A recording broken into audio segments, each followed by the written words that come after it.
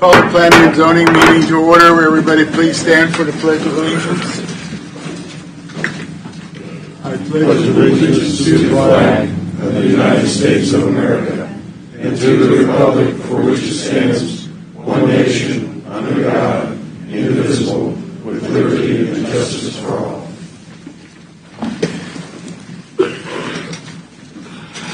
Have a roll call. Marcus Major. Here. Jaden Bailey. Absent. Alan Stork. Here. William Gutchalk. Here. Jeff Spink. Here. Doug Tysted. Here. Robert Owens. Here. Steve Skeed is absent. Wolf Smith. Here. And I'm present, Steve Rosenthal, so we have 8 members present.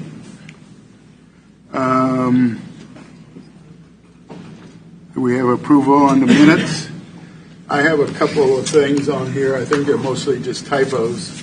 I think there was 3 members absent from what it states on there, and everywhere they have 2 absent.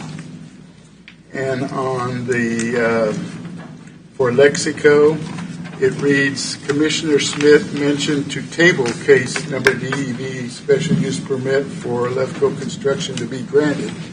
So I don't think it was to table it. I think it was to grant it. I didn't do that. It was, yes. Yes. That just needs to be corrected. And there's like 2 or 3 places where you have 2 absent, or 3 places where you have 2 absent, and when there was 3. Otherwise, I don't have anything else. Do I have a motion on the minutes, or does somebody else have something? Mr. Chairman, picking up one. Oh, Jake. So we have 9 members present. Jaden Bailey, make a note, he came in at 5:32.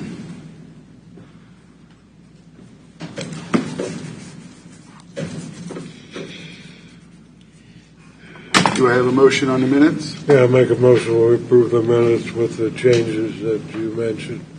Okay. A second. Motion on the floor with a second to approve the minutes. Any further discussion? None. Have a roll call vote. Marcus Major. Yes. Jaden Bailey. Yes. Alan Stork. Abstain. William Gutchalk. Yes. Jeff Spink. Yes. Doug Tysted. Yes. Robert Owens. Yes. Wolf Smith. Yes. Motion carries 8-0. You weren't here last time, were you? No, I was here. What? Yeah, I voted no on the landfill, remember? Okay. Secretary's report. All right, before we get into it, I'm going to have Stephanie introduce a new member of staff for you. So, this is Justin Carney. He is our new planning intern. He officially starts tomorrow, and he's excited to work with us the rest of the summer. Okay. Welcome aboard. Welcome. Oh. All right, thanks, guys. okay. So on today's agenda, we do have 2 preliminary plats, 2 rezone cases, and 1 special use permit. They're all on the regular agenda. We have nothing on the consent agenda. Staff has also passed out to you 3 pieces of paper corresponding with cases, and once we get to those cases, I will remind you which one goes with which. So, other than that, staff does not have anything else to add. Okay. All right. Any declarations, anyone? On any of the items? I'll have a motion to approve the agenda. We do need that even though there's, yeah, right, okay. So move. Second. And Approval of agenda. motion and a second to approve the agenda as written. Any further discussion? Hearing none, a roll call vote. Marcus Major. Yes. Jaden Bailey. Yes. Alan Stork. Yes. William Gutchalk. Yes. Jeff Spink. Yes. Doug Tysted. Yes. Robert Owens. Yes. Will Smith. Yes. Okay, motion carries 8-0.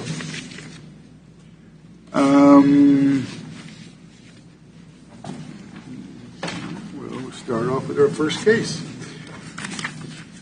Leavenworth County Planning Commission will now hear case number DEB 22-100, preliminary plat of Highland Meadows as outlined in the posted agenda. This is not a public hearing item.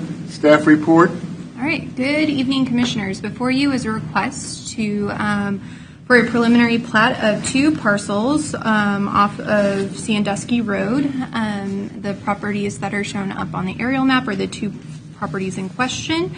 This request is to subdivide approximately 97.25 acres into 35 lots. This parcel, or these two parcels, were rezoned to RR 2.5 about 2 years ago. Actually, probably a little less than that. I apologize. So they are proposing a preliminary plat with lot sizes ranging from about 2.5 to over 3 acres in size. This subdivision would require a new road to be built, which they have provided in the submittal for those roads. Let's see. There is some concerns about drainage on the property. The middle of the property, if you are looking at the preliminary plat, and I can pull that up for you, you might not be able to see it in this view. There are existing ponds that, as part of this proposal, would be filled in to allow for, obviously, the construction of these lots and then the roadway going through them. So a lot of water is going to have to be diverted around these parcels to make them buildable. So staff has been reviewing that, so there are some conditions that you normally won't see. For example, lots 5, 6, 29, 31, and 32, we are requesting a condition be placed that engineered plans would have to be submitted with the building permit showing that any construction on those parcels would not affect the drainage ditches that would have to be installed to accommodate the drainage on those parcels. In addition to on the roadway, they are proposing to extend the road down, as you can see, and culminate in a cul-de-sac there at the bottom of the parcel. We have also recommended as staff that they have a road that connects to the east. As you can, if go back to the map, you might be able to make out that Evans Road is actually to the east of this property. It would not hook up to Evans Road at this point, but once that land is future divided, the intention is that at one point it will hook into Evans Road. So we are recommending that they include that road. We're glad to see that. I've been promoting that for a long time in our plats. Mm-hmm. Yep.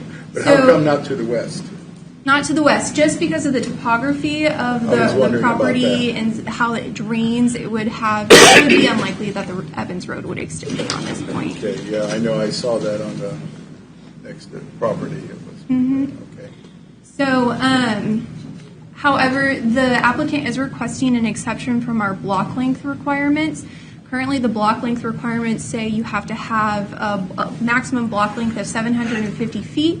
That block length can be extended to 1,200 feet in the Class C subdivision, which this is a Class C subdivision. However, due to, like I said, the ponds and the drainage and all that, it really doesn't work out to have those cross street put in at that point. The applicant did provide an analysis of their request for that exception. The exception would be approximately 1,600 feet to have that Evans Road alignment, just so you know. Additionally, there are some other minor things. When this went through the rezoning process, it is located across the street from the county's quarry. So we made sure to make them have a note placed on the plat saying that it is adjacent to an active quarry, how it was permitted through the special use permit process, so people should be aware if they're purchasing here that that is just their neighbor. Let's see. The rest of it, I think I've outlined in the staff report, so if you have any specific questions, let me know.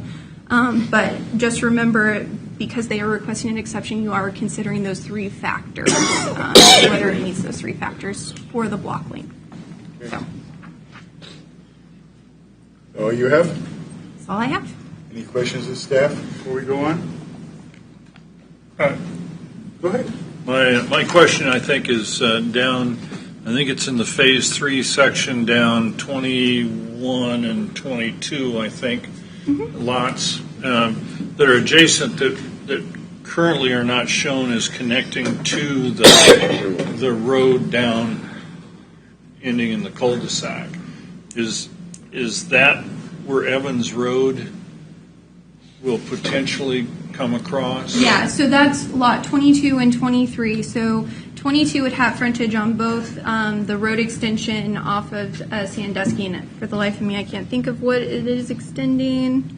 Evans. No. Which roadway? 175th, I think.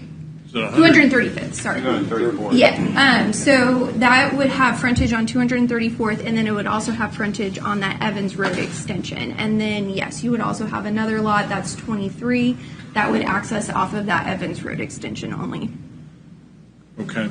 But only when Evans Road is built, and if it's never built, then. Right. We are recommending that it be built as part of the phase. So, Oh, okay, so on phase 3, they will have to put that road in. Oh, good, good. And so 235th goes down the east side of the property line, correct? No, it will go down the center of the property line. So they're going to That's have going lots to be on the both new one sides. that they built. Yeah. Okay. Okay. Any other questions? Okay. Does the applicant wish to speak? Imagine that.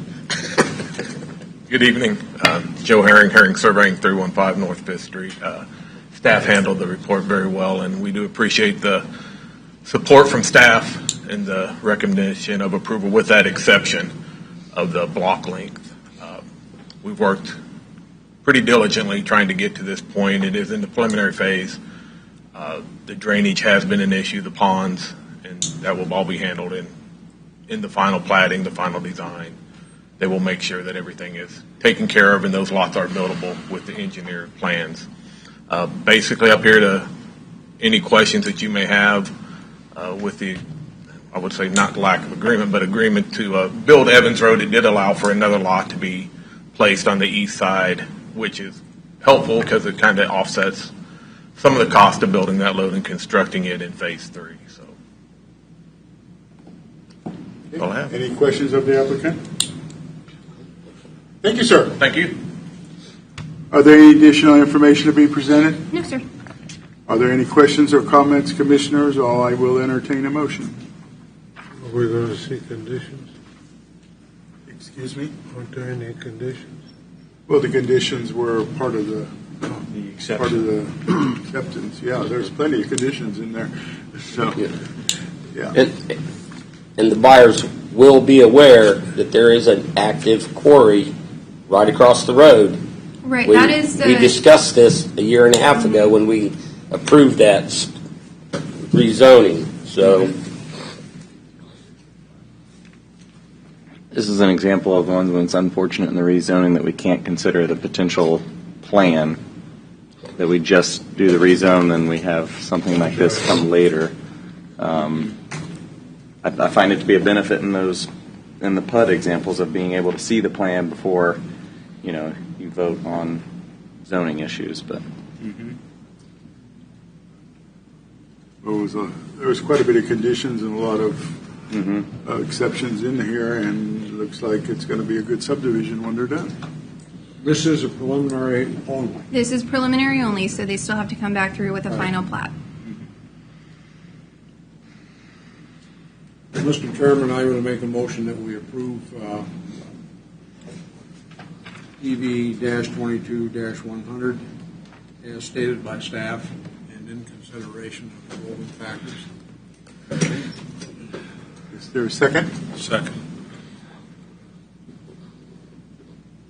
I have a motion on the floor with a second to approve case number DEV 22-100, preliminary plat of Highland Meadows with staff recommendations and outlined in the material presented.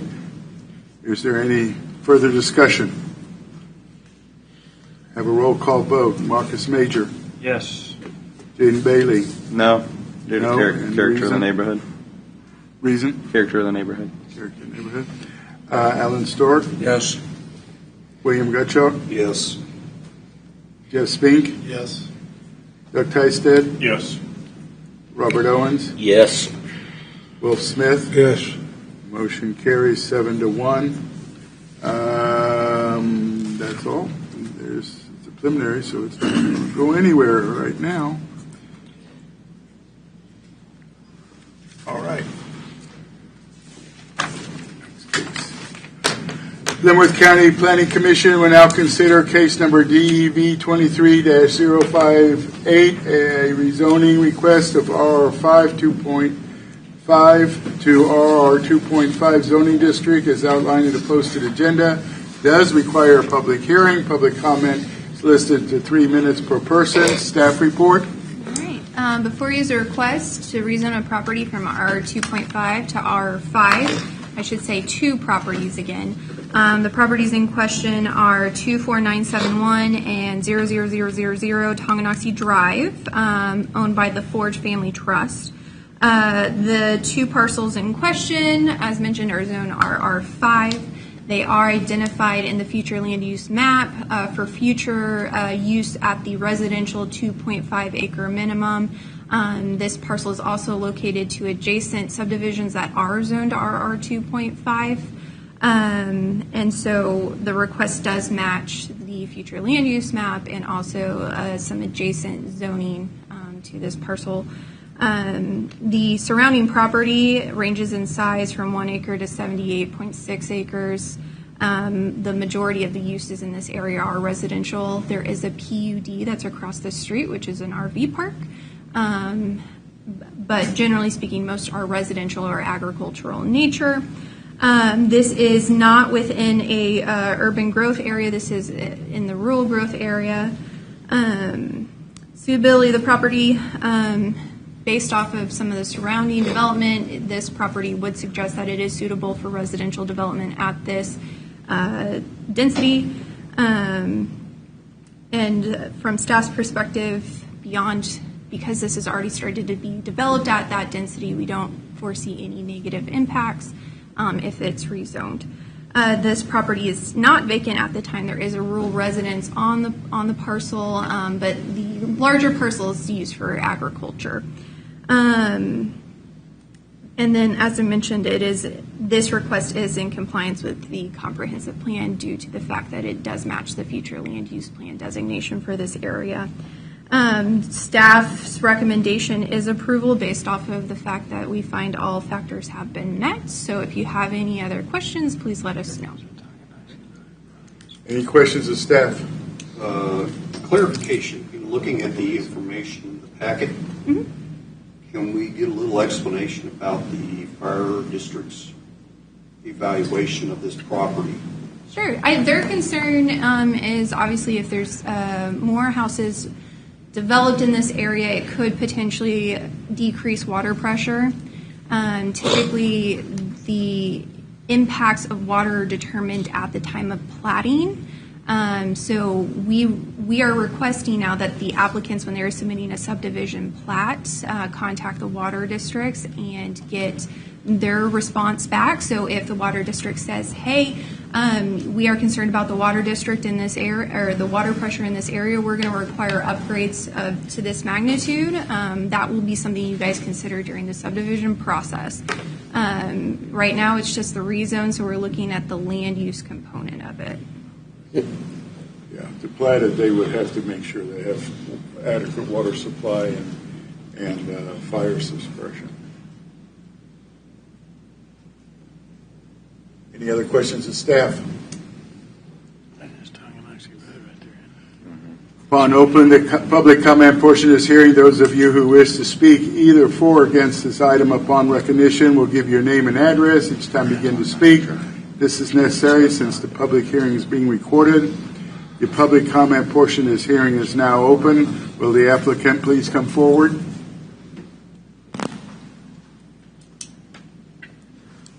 Joe Herring, Herring Surveying, 315 North 5th Street. Staff again covered this very well. You have 2.5 acre zoning to the west, 2.5 acre zoning to the north. Comp plan is for 2.5 acres. The tracts to the east may not be zoned 2.5 acres, but I believe they are that size or smaller, and with an RV park right there. So it does fit the character of the neighborhood. It fits the plan. At this time, there is not a plan to look at for development because that's just not in the works.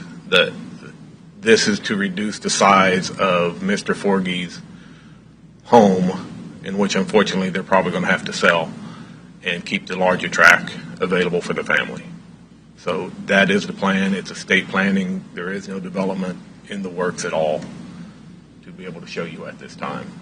Okay. So, Any questions of the applicant? Thank you, sir. thank you. We will now hear from individuals present wishing to speak in favor of this request. Anyone here wishing to speak in favor of this request? We will now hear from those individuals present wishing to speak in opposition to this request. In opposition. Is there any additional information to be presented?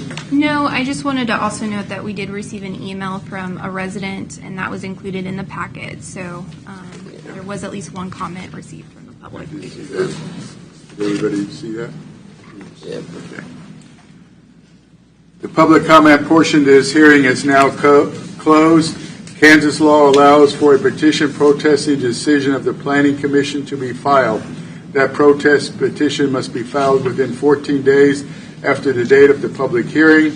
Additional information on the filing of the protest petition can be obtained from the Office of Planning and Zoning. Are there any additional questions or comments, commissioners?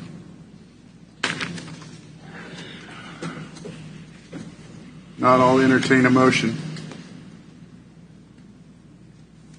Mr. Chairman, I'll make a motion that we approve case DEV-23-058, the rezone request, as presented by staff and under the conditions of staff, and in consideration of all the factors. Second. I have a motion on the floor to approve case number DEV 23-058 rezoning request from R5 to R2.5. Is there any further discussion? Have a roll call vote. Marcus Major. Yes. Jaden Bailey. Yes. Alan Stork. Yes. William Gutschall. Yes. Jeff Spink. Yes. Doug Teisted. Yes. Robert Owens. Yes. Wolf Smith. Yes. Motion carries 8-0. The Board of County Commission will consider as item no earlier than the July 5th, 2023 meeting. The commission agenda is posted on the Leavenworth County website and is available for public viewing.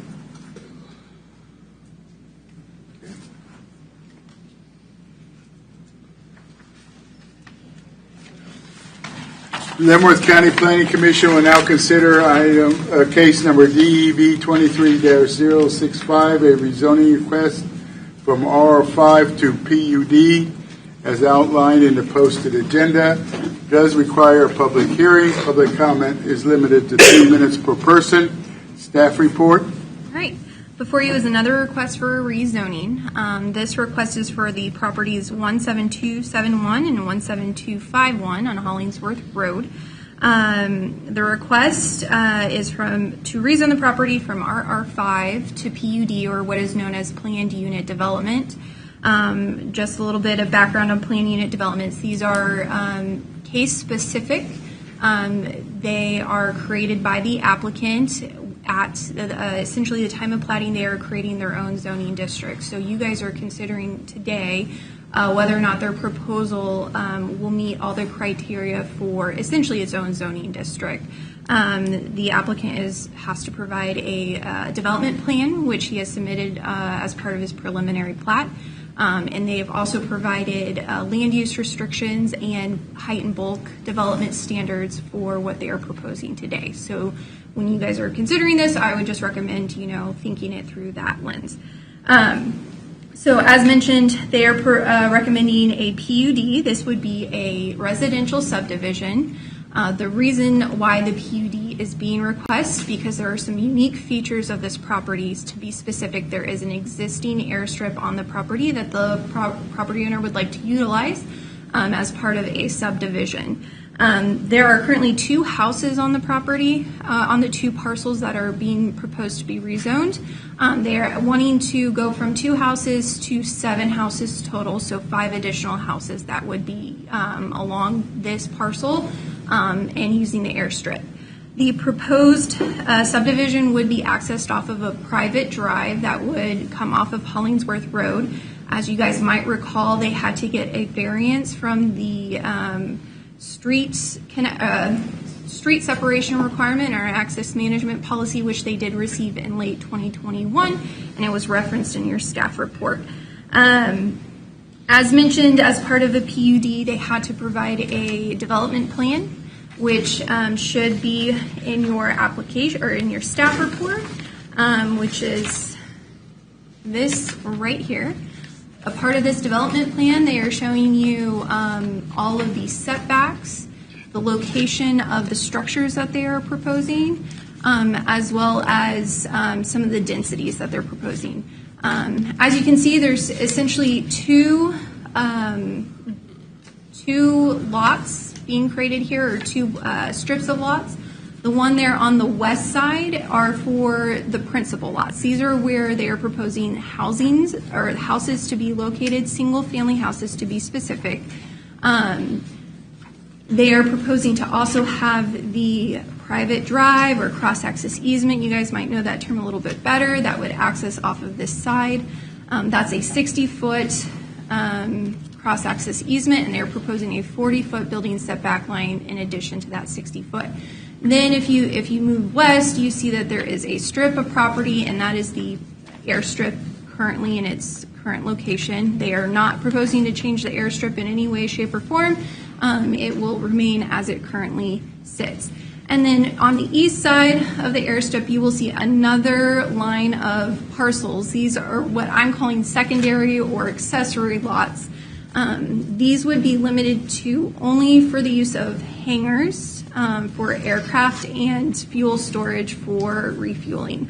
No houses or accessory dwelling units or anything of that nature is proposed to be allowed on that side.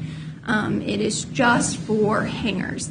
In addition, it does access 176 is located on the east side of this property. However, we are not recommending that they have any access from that road. All of the lots have to access from that private drive. So no driveways can come off of 172nd for this proposed subdivision.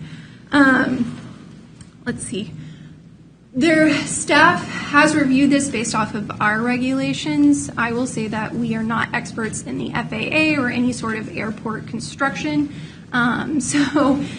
We have recommended that they maintain the maximum amount of setbacks as possible. So we're proposing that they maintain that essentially 100-foot setback on the west side there to keep the houses. So where human occupants would be as far away from the airstrip as possible. On the east side, due to the constraints of the property, they were able to fit a 50-foot setback from the airstrip.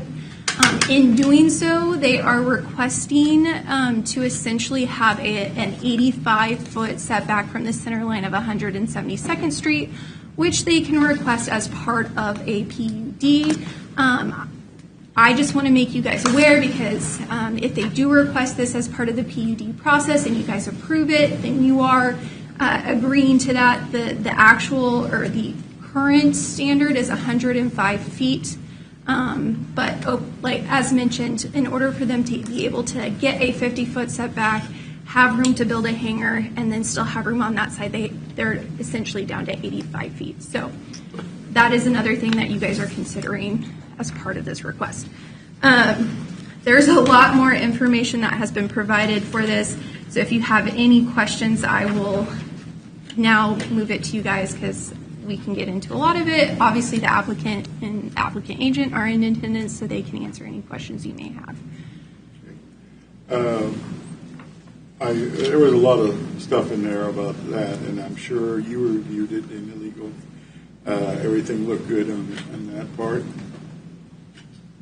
Yes, it does, Commissioner. And I'd say the planning staff has done a good job being diligent and researching.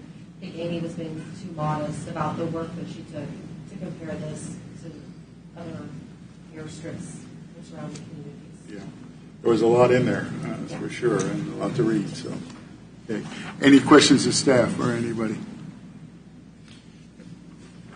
I had a question about the hangar access. You've got a road that you're building on the west side of the airstrip, and 172nd runs down the east side, but you're not allowing access from 172nd. Correct? So no vehicular access can come off 172nd. Okay, so how do they access? You've got, I mean, I understand that they were going to have a cross runway access at the north and at the south end of the runway. But then how do they access from there to those hangars for vehicles? I mean, from staff's perspective, and again, that the applicant agent can provide you with more clarity. From our understanding, they are not proposing to store vehicles on that side. That is purely for hangars for the aircrafts. Okay. Then I'll say the owners are here. Yeah, I believe the owners are in attendance, but Okay. if not, the Then applicant agent is. I'll submit that question to them because that had, that's an issue for me. Any other questions? Upon opening the public comment portion of this hearing, those of you who wish to speak either for or against this item upon recognition will give your name and address each time you begin to speak. This is necessary since the public hearing is being recorded. The public comment portion of this hearing is now open. Will the applicant please come forward? Are you there? Joe Herring, Herring Surveying, 315 North Fifth Street. Again, staff covered it tremendously with that report. There's a lot of information on this, and it's actually one of a kind. I don't think we have any subdivision like this in the county where an airstrip splits property. But some of the key factors in this rezone to get it to a PUD is once the PUD is there, to change anything on it, it has to come back through in front of you. So the concerns of houses being built on the east side or additional houses going out there, that would have to come back in front of this staff and in front of the board. So that's not, something that is in the works. It has been a long process. There's a lot of factors here. The key part is the safety of the people that will purchase this house. That's why there's a 40-foot setback on the west, equaling 100-foot total from the airstrip. And on the east, by pushing it 50-foot east, it did put some constraints, and staff did recommend or state that there is a request for 85-foot setback. But also I want to point out that 172nd Street is not built on the property line. It is 100% built off of their property. So if it was on the property line, the 105-foot setback would be in the exact place as this 85-foot setback. It's just, unfortunately, the road right-of-way was taken all off their property. So that's the reason for the exception on the setback. And I'll just go ahead and answer your question the best as I can. As for access of a vehicle, there is a path on the north and on the south, but there's also one on the east side of the runway, so they can travel north or south to get to their respective hangar. So that is the design of it. Instead there's no allowance of just driving right across the runway. That is not what the plan is. So, What is the runway? it's grass. Grass. It's got a mound in it. Changed, yeah. Okay. So, and that's not changing, remaining to be the same. Nothing on the runway, to my knowledge, is changing other than there may be some tree removal. So the path on the east side for vehicular access to the hangars it's just a path right now, or there's no plans to improve it? Not to my knowledge. Now, when the people come in and any change to it, they would have to have that approved. I don't know if that would constitute a change. And the reason I bring it up is because it also includes that they can store fuel in the hangars up to 500 gallons. So some vehicle is going to have to get in there to fuel those tanks. It can't come off 172nd, it has to go in there. So the concern becomes a safety concern on my part that if it's driving on an unimproved path and you've got a 500 to 1,000 or 2,500 gallon fuel tanker going up there. My suspicion is it's not a Army HEMTT, and so therefore, I just. No, that's a great concern, and that is something that the owner can actually address a little further about fuel storage and how probable that is. It was just placed in there, I think, through discussion with staff. They asked about fuel storage, so that was put in there as a limit. If they do put fuel storage in, there is a maximum you can store. Right. So that is to my knowledge. So other than that,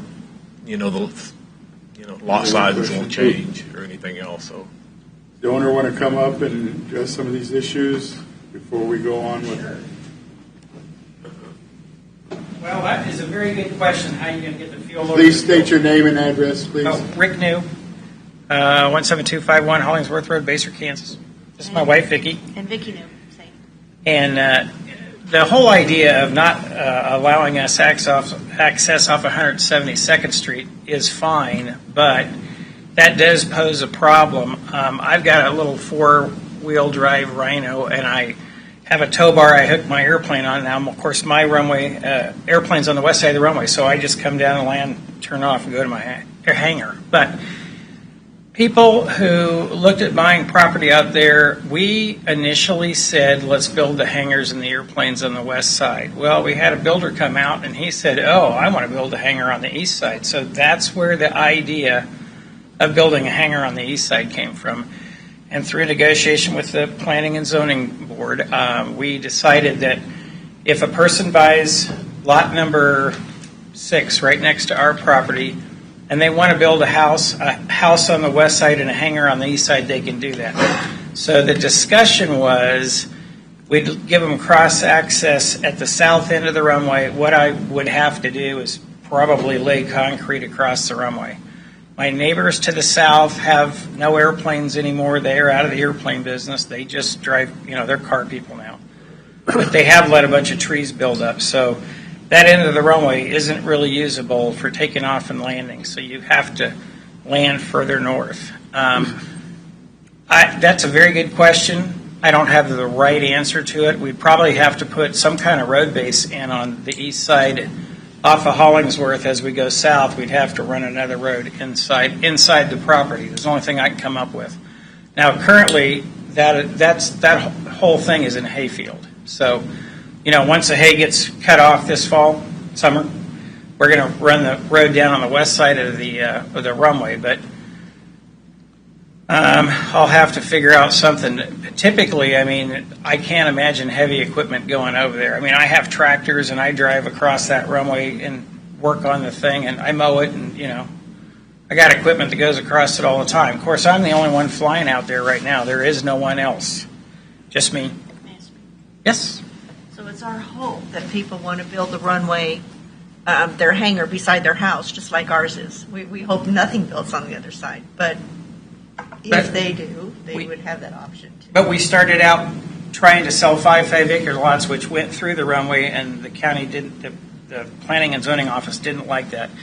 But then at the end, they came up with the idea of the hangars on the east side, which I'm okay with. But as far as heavy equipment, I don't expect to see very much of that.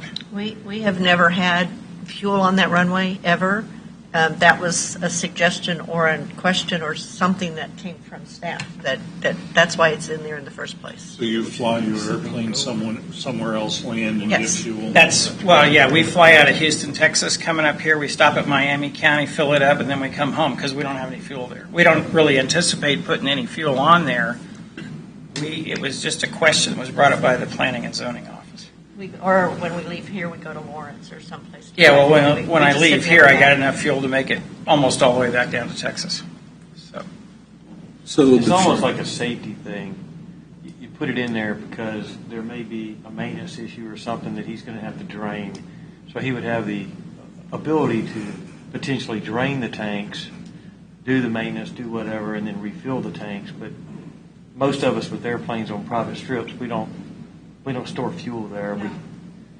We may have a little bit of fuel there if we have to, but it's mostly to get the water. Oh, when I flew home with my mother-in-law, and she had her dogs and our dogs, and we landed at home, and when I landed, I had 6 gallons in one tank and 4 in the other. So then I had to go to Lawrence and put them in 5-gallon buckets, bring it home, and then pour it in the airplane over the wings. So That's pretty much what it is. Yeah. For something that small, yeah, there won't be fuel, but there's a good question with the crossing of, the hangars on one side and the houses on the other. But I think that's something that we can get into further discussion That's- when we come back. How the lots are broken out, how they're going to do our hangars on these. Right now, I think what we're really talking about is just zoning for authority to be able to do this in the future, and then we come back later to discuss. Yeah. Right? I think that's what we're discussing. If I could interject really quick, with the PUD, the development plan is married to the rezoning. So whatever they bring in a final needs to be in substantial compliance with whatever you approve at the preliminary stage. The fuel question actually came from me. It's a code-related question. You have fuel storage in a building. What is that occupancy? Clearly, it's a hazardous occupancy. You need to know how much of it's there, whether there has to be suppression or not. There are a number of different questions there that will have to be answered by an engineer or an architect. As far as attaching the hangars to the single-family structures, that would be extremely hard to do under any building code that I'm aware of. It can be done, but it would certainly be cost prohibitive to have those two occupancies attached by a common wall. So that's why they're separated. House on one side, hangar on the other. well, our house and hangars both on the west side of the runway. Why can't you just store the fuel at the beginning of the subdivision in its own separate? Oh, we could. If that's the plan. That's what I'd like to see. Yeah. The fuel's here in a fuel-contained building with possibly a suppression system, according to whatever aviation you're supposed to do for the fuel. I have no idea. I'm not a pilot either. Okay. But that would just make sense to me if the fuel tanks were right at the beginning. You eliminate that problem of, hey, now we got to put in a bunch of 3-inch rock and we're going to lay this down, and now we're driving through a field to get to fuel. That don't sound like a good idea to me. I'd be willing to say that we don't allow fuel to be stored in the hangars. To be quite frank with you, you're a pilot and you fly private, and you see, when you're going to an unimproved grass field, you don't. The 500-gallon limit caught my eye, and I was really trying to figure out how if someone decided they wanted to have 500 gallons of fuel in or next to their hangar, how they're going to get it in there. And that was my concern. Good question. And it's a large concern because out there you're talking a fire district or something covering. Correct. It, right? So you Right. don't have And a whole so- lot. It catches fire, it's just going to burn. So maybe we say they don't get to store fuel. Well, that's fine. We So can do that. we would be happy to take that back out. We just put it in because it. Someone it requested came that. up as a question. And the question. That's a lot of gas for a small. Yeah. I presented the question when we were during the review. The response I got was we wanted to have fuel. And so that Well, response was. it's not a bad idea. I'm not saying that it is. I'm just saying that the Okay. history of that particular Okay. element is I mean, there. well, but- Certainly that's within your. I would ask then of our lawyer, can we put a restriction that no fuel, that nobody gets to store fuel in their hangars? I think that's a good question. What I'm not sure on is how practical it is. I would have to rely on the pilots in the room to say, is that an unreasonably burdensome condition to put on this? If you told a homeowner you can't have, your little 5-gallon tank of fuel, that would cause a ruckus.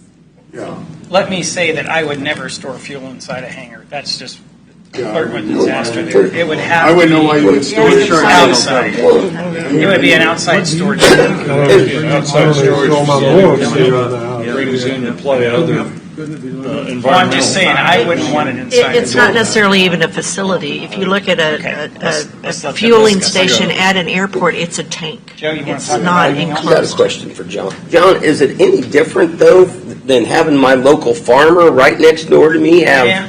500 gallons worth of That's diesel true. sitting in a big round tank right by his barn? Yeah. I just drove by Falcon Lakes, and they got 2 500-gallon tanks sitting on the ground. Sitting right there at the shop. Yeah. What I would With say, access. how I would respond would be this, that when Falcon Lakes went in, there was no relative building code that governed at the time of its construction. That is not the case today. So we do have to react to that type of occupancy. I'll go with no fuel. How's that? Well, I don't want you to go without fuel. I think that's a bad idea. Well, I mean, if you're coming home and you got in a storm and you're landing with half a gallon of gas, I'd rather you have some gas to get out of there. I mean, like I said, we allow, have the building codes. Can a farmer not have 500 gallons worth of diesel on his property now? It depends on the type of structure that's adjoining it, depends on the containment of the fuel cell, what's in the fuel cell. So, again, what I would say is that you're not approving the construction of these structures at this point. You're approving approximate location. So if you have a fuel concern, they can certainly amend that component to the development plan. To me, it wouldn't be a large amendment, and it would certainly be in general conformance with the preliminary, should they make that amendment at the final. So that would be my advice to the commission. I live less than a mile straight north of them, and I have a propane fuel tank on a stand.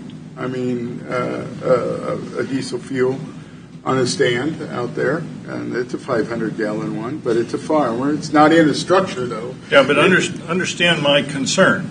Yeah. My concern is not the fuel. Right. Yours My is not a concern fuel. is the access to the filling it. the vehicle bringing the fuel in. That's my concern. There is no provision here for that. Why can't the fuel tank, if they want to have one, be on the same side as the residence? Oh, yeah, you just put it It's right 5 at the acres. drive. So It's 5 acres, I mean. you got a 10,000-gallon tanker pulling in. He backs in right in your drive. He sticks a hose in your tank. Yeah. I'm sure it's going to you'll follow the guidelines on how aviation. You have to have an overflow area around it. I'm sure there's a bunch of federal deals, but you just put it at the drive at the beginning. You do an amendment to this deal, and I'm all for it. Excellent. This is a really, really nice addition to Leavenworth County. I agree. And these are highly sought out. These private airstrips with homes and your own. Well, you'll We be have stealing people from Freeman Farms for sure. And I'm not Freeman arguing Farms? that. No, you're right. Yeah. I am only arguing that one piece. Yeah. All right, Of let's go sit down. I'm sure they What? can work around that somehow. I don't think We that's. can, I think that's a nice. we can get into those kind of details. Yeah. It's a good safety thing, and there's probably more good safety stuff, Douglas, Yeah. that you can see and pull up. They can be added. I just think it's a great addition. It's in today's All right. time, just really cool. Did you have any other questions for the applicant before they sit down? We will now hear from individuals present wishing to speak in favor of this request. Anyone here wishing to speak in favor of this request? We will now hear from individuals present wishing to speak in opposition to this request. In opposition. Is there any additional information to be presented? There was an email that was sent to you guys, and that was provided at your seats today Right. about this, so I wanted to make you aware. And I just want to reinstate, we're not FAA individuals. We have no idea about the regulations of that side, so we have relied on the applicant to make sure that they are in compliance with FAA regulations on their proposal. Looks like they did their homework to me. But you Yep. did a great Yeah, I job. think they did. Yeah. You did a great job. This take a lot of work. The public comment portion of this hearing is now closed. Kansas law allows a petition protesting decision of Planning Commission to be filed. That protest petition must be filed within 14 calendar days of the date of this public hearing. Additional information on filing a protest petition can be obtained in the Office of Planning and Zoning. Are there any questions or comments, commissioners, or I'll entertain a motion? So are we going to amend this, Mr. John, on the fuel tank deal? Are we going to make them submit an amendment? It's just a rezoning. Well, you're right. I think at this point, the land use component of it and the building envelope component of it are really what you're looking at. The fuel storage component of it, yeah, we can work that out, the final, or prior to construction, as long as it's code compliant. And again, this is a private access drive. I'm sure they won't have an issue extending that past where they've shown here. And again, I think that would be in general conformance with the plan that we see. Okay. Any other comments, commissioners? I'll entertain a motion. I move that we approve case DEV 23-065 to rezone the Newfield Air Park as a PUD in accordance with the golden factors and the staff presentation. Second. We have a motion on the floor with a second to approve case number DEV 23-065, rezoning request from RR5 to PUD, Plan Unit Development, as outlined in the agenda. Is there any further discussion? Have a roll call vote. Marcus Major. Yes. Jaden Bailey. Yes. Ellen Stork. Yes. William Gutchalk. Yes. Jeff Spink. Yes. Doug Tysted. Yes. Robert Owens. Yes. Will Smith. Yes. Motion carries 8-0.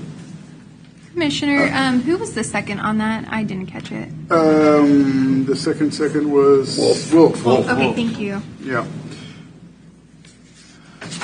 The Board of County Commissioners will consider this item no earlier than July 5th, 2023 meeting. The commission agenda is posted in the Leavenworth County website and is available for public viewing. Okay, carry. On to the next one. The Leavenworth County Planning Commission is now consider case number DEV 23-066, preliminary plat of Newfield Air Park Plan Unit Development as outlined in the posted agenda.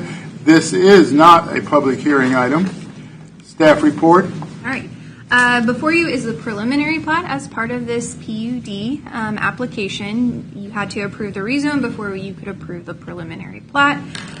So I'll keep it short and sweet. It's over the same two properties, 17271 and 17251 Hollingsworth Road. As mentioned, they provided this as their development plan, so everything that you discussed is still relevant for this application. Staff has some proposed conditions that were provided for you in the staff report, so if you have any other questions, please let us know. And again, this is just a preliminary. They will have to submit a final plat. Okay. Any questions of staff? Does the applicant wish to speak? Yes, sir. Is that a yes or no? No. Yes, sir. No, sir? Okay. Is there any additional information to be presented? No. Are there any questions or comments, commissioners? Not, I'll entertain a motion. Mr. Chairman, I'll make a motion that we approve case number DEV-23-066 as presented by staff and in consideration of the gold factors. Second. Okay. I have a motion on the floor with a second to approve case number DEV 23-066, preliminary plat of Newfield Air Park Plan Unit Development. Is there any further discussion? Have a roll call vote. Marcus Major. Yes. Jaden Bailey. Yes. Ellen Stork. Yes. William Gutchalk. Yes. Jeff Spink. Yes. Doug Tysted. Yes. Robert Owens. Yes. Wolf Smith. Yes. Motion carries 8-0. Okay. Kenworth County Planning Commission will now consider case number DEV 23-046, special use permit for an auto service station and repair as outlined in the posted agenda. Public comment portion is limited to 3 minutes. Staff report. All right, Commissioners, before you is a request for a special use permit for an auto repair shop at the property located at 00000 George Road. You can see it on that aerial photo in the presentation. The applicant, Derek Hewlett, on behalf of Faster Dynamics, is proposing to build a shop on the property where he will operate his auto repair business for primarily passenger vehicles. He does have contracts with some local fire districts that he operates. He will work on their service vehicles as well as their fire apparatus on the occasion. However, the majority of his work will be on passenger vehicles. He anticipates that his he anticipates an anticipated number of 15 clients per week. So that accounts to about 50 trips when you take into the fact of the client coming to the property and also the trips he would take. He does have future plans to build a house and reside on the property. However, he wants to build the shop first.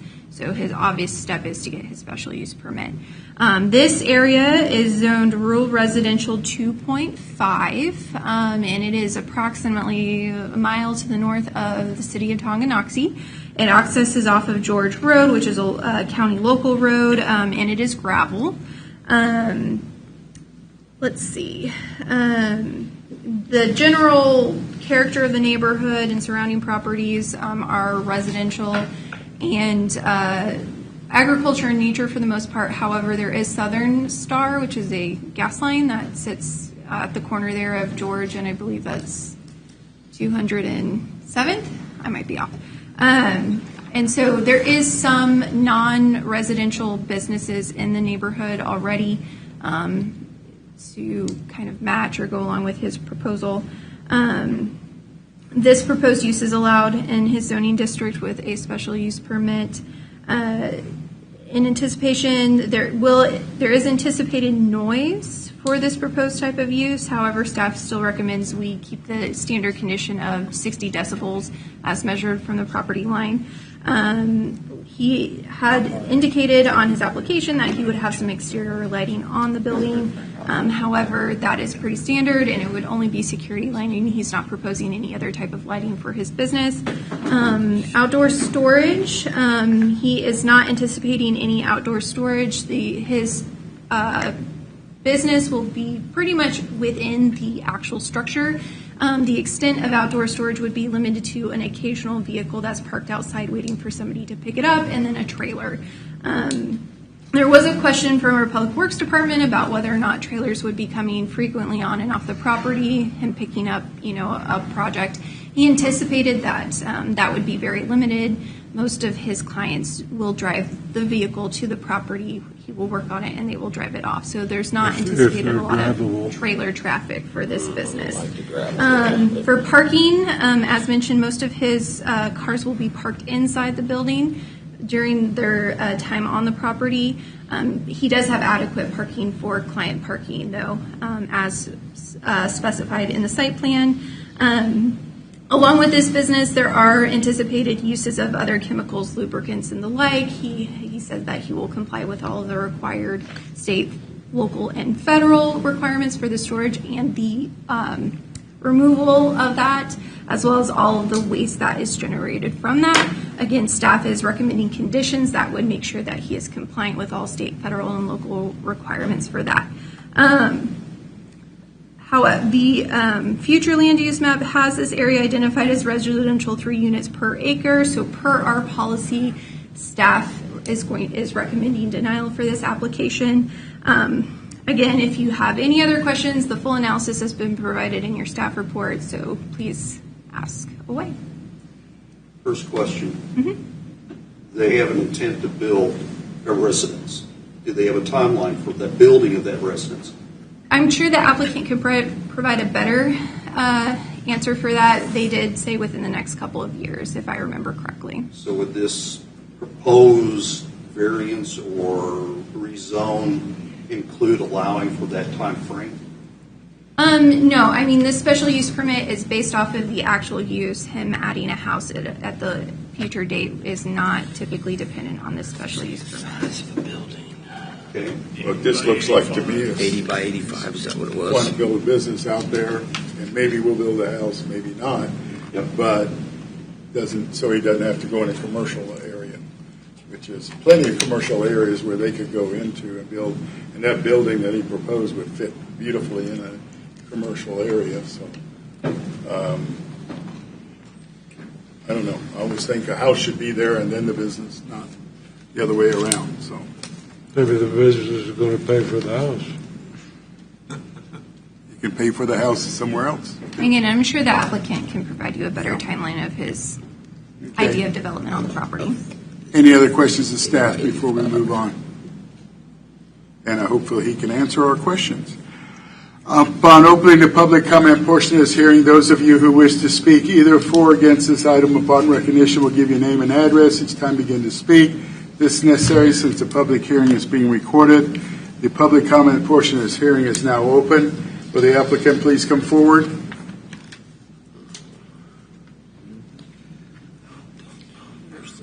Good evening. My name is Derek Hewlett. I reside at 1941 Jackson Drive in Tonganoxie, Kansas. Okay. Do you have anything to add?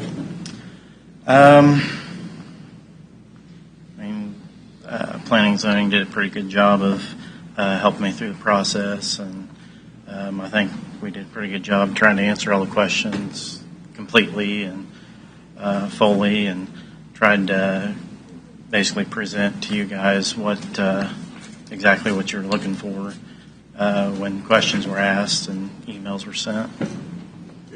Is this a new business you're just starting, or is this something you've had? No, I've had this for quite a while. I do repair kind of mobily now and go around to different businesses and kind of help do diagnostics for them. And it's getting to the point now where it's more of a hassle for me, and I kind of basically need a place to work and establish. And I'd kind of like to get to a point, because I do that during the day, and then I work for Evergy in the evening in the fleet department. So I kind of double duty it, so it doesn't really leave a lot of time for my family life. So that's kind of part of why I'm trying to kind of get a shop so I can be centrally located and then kind of make the transition so I can kind of spend some more time with my family. And so your business is growing enough to have your own shop? Yes. Okay. Any other questions of the applicant? Why would you want to do a business amongst neighbors? And I mean, your neighbors on the road, the neighbors and why would you want to do that, where all that traffic and all those cars or trucks would be coming and going? You're going to have to store some overnight. I mean, not sure. They're not going to be. They're going to be stored outside. They're not going to be stored inside. I know how this works, because you can't control that. The good news is, if it did happen, you'd have a lot of business, and you would have cars that came and spent the night, and the next day you're working on them. But just out of curiosity, why would you want to do that versus an industrial park, or trying to find somewhere to buy a business already, or and operate a small repair place like that out of something that's already built in a commercial type product versus a residential area? We did consider that. And my question, or my answer to that is, I kind of just want to stay small, something that I can handle myself, where I don't have to deal with other employees, and because I've kind of done that before and had guys work for me, and it just, nobody ever cares about my business as much as I care about my business. And you know, with a car, that's most people's second biggest purchase in life is their vehicle next to their house. And people trust you to work on their vehicle and get them back on the road so they can make their trip to work from A to B. And I've just found that when I've had people work for me in the past, they don't care about it as much as I care about it. So I try to think of it in the fact of, before I worked at Evergy, I was an engineer for BNSF over the road, and there were times my wife's car, if it broke down, she'd have to take it into a shop, and we'd get just strung along for weeks on end. And what I originally started out in Chevrolet dealerships, and that was kind of a big thing, is get it in, get it out, and get it fixed right so they don't have to come back. And so I kind of got to experience the other side of that and didn't like it too well. What's your? I noticed you already got your pond drawn in there. What's your time frame? If you build the shop, how long are you looking until you build your residence? So, Free State Electric, they cover up to the first $7,000 of your electrical install for a residence. Otherwise, it's all on you to cover that. So they give you, from the time you plug that meter in and heat that circuit, they give you 24 months to start your residence, and it has to be finished by month 36, and they will refund you that money. So our time frame on that is roughly from the time I heat the power up there, somewhere between month 18 and 22. I kind of want to get rolling so I get my money back. And I see your building site's 80 by 85. You're going to be a one-man shop. Yep. You're going to have a lot of room for storage inside. Yes. That's part of the... Yeah, I'm just looking at the expense of the shop because I'm building a 40 by 50 right now, and I'm about $45,000 deep in it, and I'm doing it myself. You're going to have about $220,000 in a shop. That's correct. That's not part of this discussion. Yeah, I know. I'm just looking at the money versus, is it feasible that if you put $250,000 into a shop, are you going to be able to put another $400,000 into a home in 24 months? That's his decision. Yeah, and I get that, but Yeah, it's nothing to do with our decision. Nothing to do with us. Yeah. Any other questions of the applicant? I see that you do car restoration. So I'm assuming older cars, you bring them in, you Yes, sir. do a frame off, or, are you also planning on having a paint booth in there? I don't do that scope of stuff. That I've got a body shop that I will sub that stuff out to. The conditions, which are 21 that staff put in there, do you have any issues with any of those, or have you been able to read through those?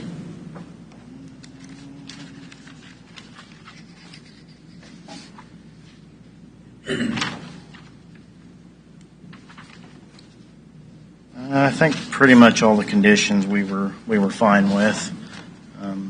We didn't see a problem with any of them. Will the building codes require him to put in sprinkler system?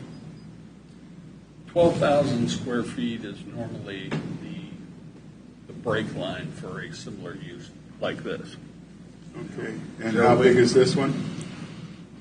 80 by 80. 80 by 80, yeah. 6,800. 3,600. So there are ways to break up the interior portion of that building. A 2-hour wall gives you a separation and breaks the square footage. So to answer your question, if there is no break in there, then it's possible. If he breaks it up with an area separation wall, the answer would be no. And this thing will have to be built to the current building codes. Anything that's built has to be built to the current building code. And it would be permitted as a commercial application. So stamp plans, affidavit of compliance at the end, all of that. All right, any other questions of the applicant? Okay, thank you, sir. Thank you. We will now hear from those individuals present wishing to speak in favor of this request. In favor of this request. Please state your name and address, sir. John Anderson, 20861 George Road. I'm the resident that is directly east of his property, so I will be the closest to his business. The property to the west would be the closest to his residence. Right now, there's not a lot of traffic on that road. Those of you that know that road, it's only quarter mile to a half mile long. It runs between 207th and 211th. There's no road that goes through. I don't believe there's any plans for another road to go through anywhere. So there's probably never going to be a lot of traffic on that road. It's not going to disturb me. I plan on living my life out in that house, so I'm all in favor for it. And, Derek's a great guy. I know his wife and his 2 children. They're out there probably weekly, I see them, and they're very personally invested in this property and the business. So I can heartily recommend allowing him to do this. And I know he's talked to the other residents within, 100 yards or 200 yards, whatever y'all told him to do, and nobody had any objection that I'm aware of. Thank you. Anyone else wishing to speak in favor of this request? In favor? We will now hear from individuals present wishing to speak in opposition to this request. In opposition. Is there any additional information to be presented? Yes, we did also receive another letter for this one as well, so that was provided for you at your seats too. Otherwise, I don't believe staff we have. Just one quick item. We had heard earlier about exterior storage of materials and vehicles. You'll notice in the stipulations that none of that is allowed if it's adopted with these. Just wanted to clarify that. Yeah, the problem is there's no one out there regulating it. I mean, once we do this, and you heard me say it, no fault of his. I mean, in a good news story, you have too much business. That's a good news story.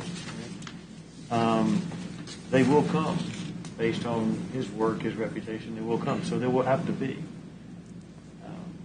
an 80 by 85. I mean, he'll probably have a couple of lifts installed and that kind of stuff, but he still should have plenty of room to store for a single person doing maintenance. I can't imagine more than allowing 4 or 5 cars, but I do see every day across the street from me lots and lots of cars. There's no regulations. There's no enforcement with that being operated. That's the thing. Understood. Well, we're always told that ain't our business. That's right. So, that's the story we hear. When you ask questions about timelines and time frames, that ain't our business. We're only here to look at this. That's right. But it does affect us in the end. Yeah. Is there nothing else? Big enough storage. The public comment portion of this hearing is now closed. Kansas law allows for a petition protesting the decision of the Planning Commission to be filed. That petition must be filed within 14 calendar days of the date of this public hearing.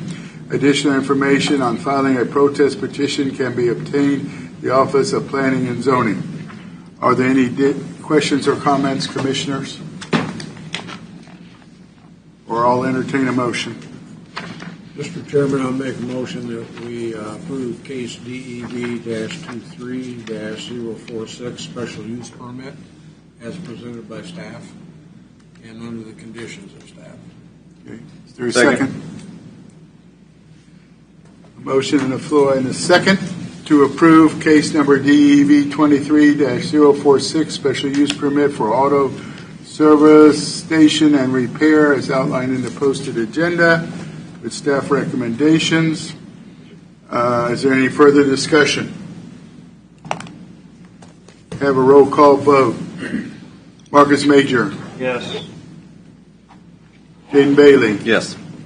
Alan Stork. Yes. William Gottschalk. Yes. Jeff Speak. Yes.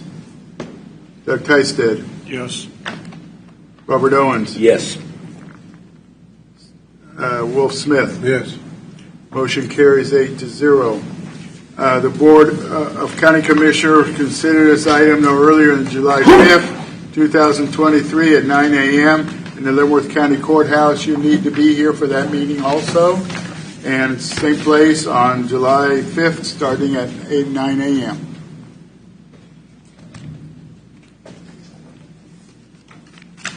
Anything else? Nope. Okay, we're adjourned.